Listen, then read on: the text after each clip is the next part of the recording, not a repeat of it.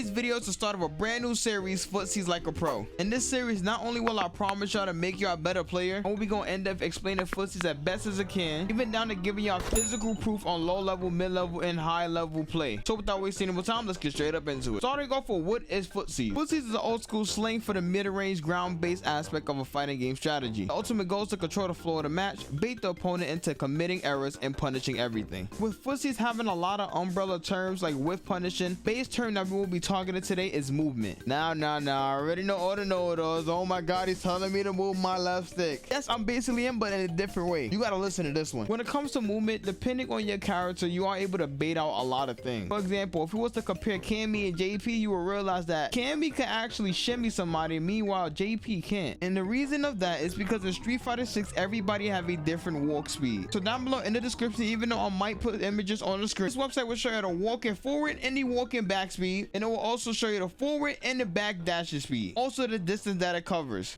Now, before you actually be like, how does this make me better? I'll be showing a few clips going throughout the entire video, showing y'all various levels of gameplay to where footsies either won them the match, put them in a good predicament, and or gave them the health lead. Depending on how fast your walking speed is, it is basically one of the greatest mentally intimidating factors ever. If you are closing our range and you have moves to actually punish them at certain ranges, not only are they thinking of committing the error, now they have to think about whether or not they want a DP, whether or not you chooses to throw, and or shimmy they throw, and if they make the wrong decision, they will be getting heavily punished. And after a few moments of walking forward and seeing what they're actually doing, that will give you the information that you need to apply your game plan. Now, when it comes to dashing is very useful too. It can be used to close out a distance or enlarge a distance, no matter if it's forward or backwards. There's different pros and cons for forwards and backwards. But do not forget that no matter what, even if you are back dashing and or forward dash, you cannot block while you're doing it. So when you actually choose to forward and or back dash, just know you are committing to an error. If it's a bad error, you will put yourself in a predicament to get punished. If it is used in the right way, you will get yourself out of multiple predicaments and or gain yourself a punish on your opponent. Now, for the last term that I will be talking about is jumping. A lot of people don't know how bad jumping basically is. Granted, all of your jumping moves, jumping, medium, punch, heavy, light, kick, whatever. This plus if you actually hit them and they're blocking up, or if your opponents do have anti-air and or air grab, it will be free damage every single time. Do not keep jumping and don't put yourself in multiple predicaments to where you are jumping unnecessarily and taking a lot of free damage, because after a while, especially in Street Fighter, that damage build up. And not only do you gain very bad habits with jumping a lot, it puts you in a tougher predicament to actually win the game and or bring the game back. And y'all already know I cannot leave y'all with only knowledge. Sometimes I gotta give y'all some drills. When it comes to this drill, I have been trying it on other characters, but you know, this is my first time actually trying it on like Ken. First thing first, when it comes to neutral, you already know we are walking forward and back. So what you want to do is record yourself or an opponent just walking back and forth. So what you want to do is record the bot moving back and forth. The reason why I'm saying that is when we get into multiple other drills and or recordings, you will not be able to predict which recording is which. You will be bound to actually either react, block, parry, and in some cases DI. Now for the second recording, move back, forth, jab. The third recording, move back, forth.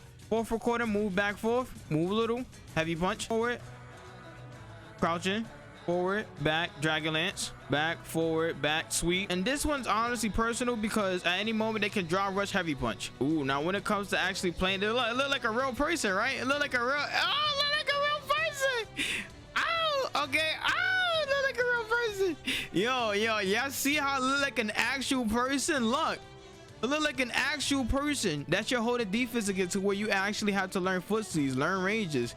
You see? Learn ranges. And then also turn off the meter on the top left that shows you what replay is which, because that's basically cheating. So after a while, you can't do this as a bot. So after a while, you can't do this if you do know certain moves of a character to where they're actually spamming or using, which is like good neutral tools, which is like Ken heavy punch and then like dragon lance. And then you just lab this until you get used to moving forward and moving back and not getting hit, parrying, and or DIing in some cases. So that is pretty much it for episode 1 of Footsies Like a Pro. Make sure you all leave a like, subscribe if you're new, with notification bell if you find this helpful, and or send it to your friends if they actually need help learning Street Fighter. Other than that, I'll catch you on the next episode. Peace.